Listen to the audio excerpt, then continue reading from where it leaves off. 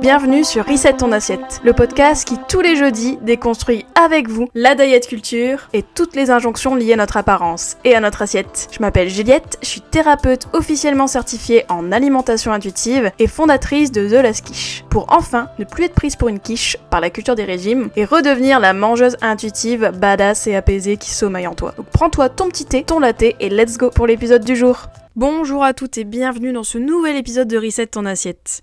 Alors aujourd'hui on va parler de culpabilité, mais pas seulement, on va parler beaucoup de culpabilisation et de culpabilité mais sous un prisme féministe et genré. Parce que j'en ai déjà parlé de la culpabilité sur ce podcast, donc je vous mettrai en description les liens des autres épisodes où je parlais de la culpabilité, je parlais de la culpabilité de manger, etc.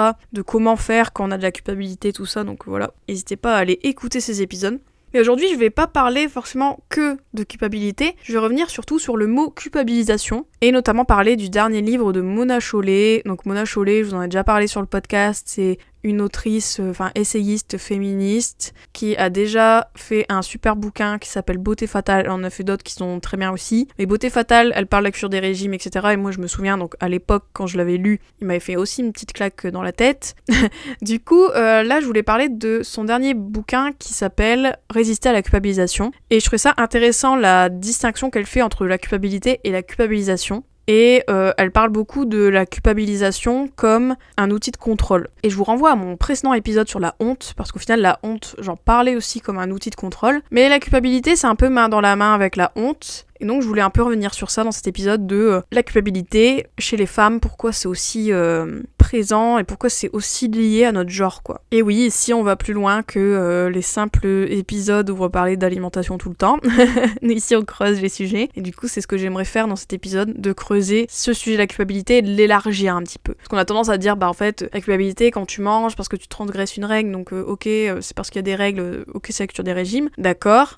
Certes, on va y revenir un petit peu, mais la culpabilisation, au final, c'est quand même quelque chose de systémique, c'est quelque chose de sociétal, c'est-à-dire lié à la société. Et du coup, plus on dézoome et plus on se rend compte que, au final, la culpabilité, c'est aussi quelque chose qui sert à contrôler les femmes, et bien plus on peut s'en détacher aussi, parce que ça va faire écho aussi à d'autres sphères de notre vie où on ressent de la culpabilité et qui est pas que alimentaire. Et donc c'est pour ça aussi qu'on ressent beaucoup de culpabilité par rapport à notre alimentation, c'est aussi parce qu'on est beaucoup entraîné à ressentir cette culpabilité. Donc voilà, donc on va parler de ça, j'espère que ça va vous plaire, et puis écoutez, c'est parti, let's go. Alors comme je vous disais, Mona Chollet fait une distinction entre culpabilité et culpabilisation, mais avant de dire la différence entre les deux, je vais revenir sur la culpabilité. Donc la culpabilité, en gros, c'est le sentiment d'avoir transgressé une norme, d'avoir transgressé une règle. Et du coup, on ressent de la culpabilité, parce qu'on a l'impression d'avoir fauté. Et il faut savoir que la culpabilité, il y a une fonction aussi qui est importante, qui est intéressante, parce que si on n'avait pas de culpabilité à tuer quelqu'un, eh ben peut-être qu'on le ferait toutes les 2 minutes, mais on le fait pas. Bon, il y a d'autres choses, hein, mais bon, vous avez compris où je voulais en venir. Culpabilité, voilà, ça permet de réguler nos comportements, encore une fois. Et c'est pour ça que souvent, il y a beaucoup de gens qui disent non, mais la culpabilité dans l'alimentation, le but c'est pas de pas la ressentir, c'est de la comprendre et tout. Et oui, mais bon, faut quand même savoir que la culpabilité c'est quand même assez pesant. Donc moi je prône quand même une alimentation sans culpabilité, qui est possible, et qui est, moi je trouve, accessible avec l'alimentation intuitive, parce que on en voit valser les règles. Donc quand il y a plus de règles, il y a plus de culpabilité en fait, hein. Et c'est pour ça que vous ressentez beaucoup de culpabilité par rapport à votre alimentation. C'est sans doute que vous avez internalisé des règles qui vous font croire que vous transgressez une norme à chaque fois que vous mangez un pépito ou 3 carrés de chocolat de suite. C'est parce qu'il y a une règle à la base.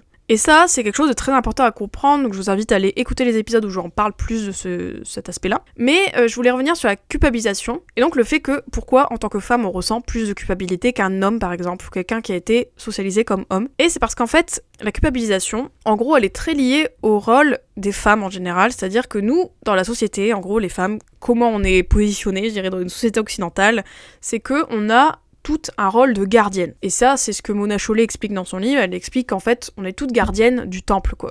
On est gardienne du foyer. Je veux dire, c'est beaucoup la femme qui est garante un peu de la bonne entente dans le couple, de l'harmonie du couple, de si le couple va mal, bah c'est peut-être parce que la femme a fait quelque chose. Enfin voilà. On a beaucoup internalisé ce truc de, quand t'es une femme dans un couple hétérosexuel notamment, eh bien, il y a beaucoup de chances que c'est toi qui va écouter des podcasts sur l'amour, je sais pas, lire des bouquins, lire des magazines surtout. Moi je me souviens, quand j'étais petite, il y avait beaucoup de magazines sur comment faire pour garder votre copain, nanana, comment savoir si c'est le bon, nanana. Bon, les hommes n'ont pas ce genre de magazine, hein, ils s'en foutent des relations. Mais ça, c'est un truc du coup qu'on a un peu internalisé, le côté que si ton couple va bien, c'est parce que tu fais bien les choses, et si ton couple va mal, c'est que t'as mal fait quelque chose. Et du coup, les femmes, on est sans cesse en train de se corriger un petit peu et de s'évaluer par rapport à son couple en se disant, bon ok, qu'est-ce que je peux faire pour que mon couple aille bien, etc. Est-ce qu'il faut faire une thérapie, tout ça. Enfin, souvent, c'est initié par la femme, c'est rare que ça soit un homme qui dise, tiens, on va faire une thérapie de couple, ou ce genre de choses. Enfin voilà. Et du coup, on est un peu gardienne du couple, on est gardienne du foyer, je veux dire, une famille, bah la mère, forcément, elle a un rôle très important. Elle est gardienne de est-ce que les enfants mangent, est-ce que les enfants sont bien nourris, est-ce que les enfants sont bien traités, etc. Souvent, c'est la mère. Typiquement, un enfant qui va à l'école, s'il est mal habillé ou si, je sais pas, ses habits sont sales, j'en sais rien, bah je pense qu'on va plutôt dire à la mère, bah qu'est-ce qu'elle fait la mère là, elle a fait sa lessive ou qu'est-ce qu'elle a fait, que dire à l'homme, bah au père, bah qu'est-ce que t'as foutu quoi. En fait, la femme sait que ça va tomber sur elle en fait, si y a un truc qui va pas, souvent la faute va être redirigée vers la femme. Donc ça peut être pour l'éducation des enfants, de on voit qui s'occupe plus, je dirais, de l'éducation des enfants et à cœur cette problématique-là, bah souvent c'est la femme parce qu'on a été socialisés à nous montrer que le rôle de mère était hyper important, que c'est hyper important de bien éduquer ses enfants, que c'est notre rôle et que du coup, bah voilà, on endosse la responsabilité. Et du coup, on est gardienne aussi de l'éducation des enfants, etc. On est gardienne de la bienséance, tout ça. Et on est gardienne aussi du foyer parce que, bah, qui fait le ménage? Souvent, c'est les femmes, hein. Je vais pas vous sortir des chiffres, mais c'est souvent quand même les femmes qui font plus de tâches ménagères que les hommes. Et ça, pareil, parce qu'on a conditionné les femmes à être les gardiennes du foyer, à faire le ménage, à faire gaffe, que tout soit propre, etc. Et ça, c'est vraiment une construction sociale, en fait. Si demain, on élèverait les enfants, les garçons différemment, je suis persuadée que on aurait des hommes qui s'occuperaient plus des tâches ménagères, quoi. Je pense que c'est vraiment une question de socialisation et pas une question de les femmes, on s'est levé un matin et on a le gène du ménage. Hein. Ça, c'est vraiment une thèse liée à la sociologie. Hein. La sociologie nous montre qu'en fait, les êtres humains en général, nos comportements, comment on agit dans la société et individuellement, bah, c'est souvent lié à comment on a été socialisé, donc comment on a été éduqué, etc. etc.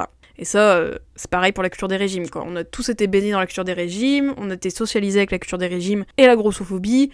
Du coup, bim, on a des comportements, des pensées, des actions qui vont de pair avec cette socialisation-là. Du coup, on est gardienne de tout ça, gardienne du foyer, gardienne du couple, gardienne des enfants, de l'éducation, gardienne des relations amicales, etc. Enfin voilà. La femme a beaucoup ce rôle de gardienne. Et donc les femmes, en général, on a beaucoup d'injonctions liées à ces rôles, liées à notre rôle en tant que femme dans la société, sur, bah voilà, comment on agit en tant que mère, comment on agit en tant que femme, comment on paraît aussi, parce qu'il y a des injonctions liées à notre apparence, à notre corps, etc. Comment on se comporte, tout ça, enfin voilà. Et donc, forcément, comme on a beaucoup d'injonctions et de responsabilités dues au rôle de gardienne qu'on internalise, eh bien, on se retrouve souvent en première ligne pour absorber les tensions et endosser une part démesurée de culpabilité et d'hyper-responsabilité. En gros, les femmes, souvent, bah, on a tendance à prendre notre responsabilité un peu trop, voire dans des domaines que c'est même pas nous qui est à l'origine, mais on va quand même prendre la faute ou la responsabilité pour nous. On a l'impression qu'on doit être parfaite sur tous les plans. Quand on est une mère, on a l'impression d'être parfaite, on a l'impression qu'il faut qu'on soit parfaite. Quand on est au travail, il faut qu'on soit parfaite, dans notre couple, il faut qu'on soit parfaite, etc. Et tout ça fait que, bah, dès qu'on a l'impression qu'on est hors des clous, bim, on a de la culpabilité. Du coup, les femmes, en général, c'est ça que Mona Chollet, elle met en lumière dans son livre, elle montre que les femmes, on ressent beaucoup de culpabilité, pas parce que on aime bien ressentir de la culpabilité, mais c'est parce que, comme on a beaucoup ces rôles et ces injonctions, bah, inévitablement, on ressent cette culpabilité-là quand on a l'impression qu'on est en dessous de ce qu'on devrait être, ou ce qu'on fait n'est pas bon. Parce que c'est ça aussi, la culpabilité, ce qui est différent de la honte, comme je vous disais dans l'épisode précédent, je vous avais parlé que la honte, c'est beaucoup lié à notre estime de nous-mêmes, à un peu notre vision en tant que personne au global, c'est-à-dire bah, notre identité, notre valeur, etc. Alors que la culpabilité, c'est lié aux actions qu'on fait, et donc quand on a l'impression que nos actions ne sont pas les bonnes, et ben bim, culpabilité. Et typiquement, c'est ce qu'on observe avec la culpabilité alimentaire. Souvent, c'est parce qu'on a l'impression que on fait pas bien, on mange pas bien, etc., etc. Et du coup, on a la culpabilité. Et ce qui était intéressant aussi dans le livre de Mona Chollet, c'est qu'elle fait bien la différence entre culpabilité et culpabilisation. C'est-à-dire qu'en fait, en gros, la culpabilité, c'est un sentiment, c'est une émotion qui est intérieure, c'est un ressenti en fait qu'on peut tous avoir, et qui est juste, c'est neutre au final la culpabilité. Mais disons que dans la société, le problème c'est pas la culpabilité, c'est la culpabilisation. C'est le fait qu'on culpabilise les femmes. Et ça, c'est une pression externe qui est exercée sur nous pour nous faire sentir pas à la hauteur. Et ça, c'est quelque chose que je vois tout le temps. Moi, je le vois... Vous savez, moi, en fait, pour ça que je parle de tout ça, hein, vous allez me dire, il y a un rapport avec l'alimentation, il y a un rapport avec le corps, mais j'aime bien voir plus largement, parce que moi je le vois aussi avec mes clientes, au final vous êtes, et c'est normal parce qu'on est socialisés, et quand je dis vous c'est moi aussi, on est, alors si on peut dire ça, nous sommes, souvent nous avons tout le temps l'impression de pas être à la hauteur, de pas être assez, et on a toujours l'impression qu'on manque sur un tableau quoi. On a l'impression d'être pas assez bonne, en fait. On a l'impression d'être nulle, etc. Et du coup, on a de la culpabilité très facilement. Et ça, c'est parce qu'on exerce une pression sur nous. Et du coup, elle dit bien, Mona Chollet, dans son livre, que le problème, c'est cette culpabilisation. En fait, le problème, c'est pas la culpabilité, c'est la culpabilisation. C'est-à-dire que on nous fait sentir cette culpabilité-là. On nous la fait ressentir. Et c'est comme la honte. C'est pour ça que c'est un outil de contrôle, parce que c'est un sentiment qu'on génère, une émotion qu'on génère parce que on nous a mis des pensées, des croyances qui sont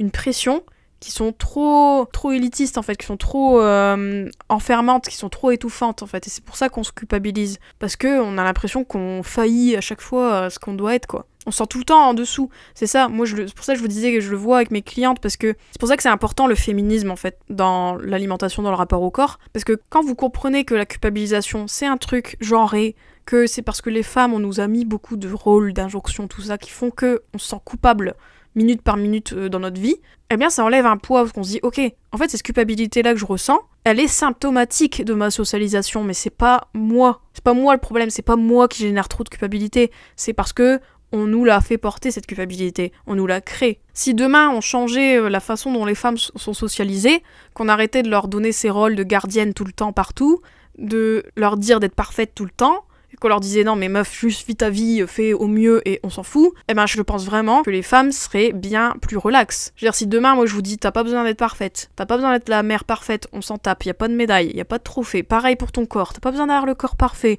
t'as pas besoin d'avoir l'alimentation parfaite, ça n'existe pas, etc. Je suis sûre que là en entendant ces phrases déjà, vous vous sentez mieux. Et je suis persuadée que si moi je vous matraquais de ces messages-là tout le temps, genre tous les jeudis, non je regarde.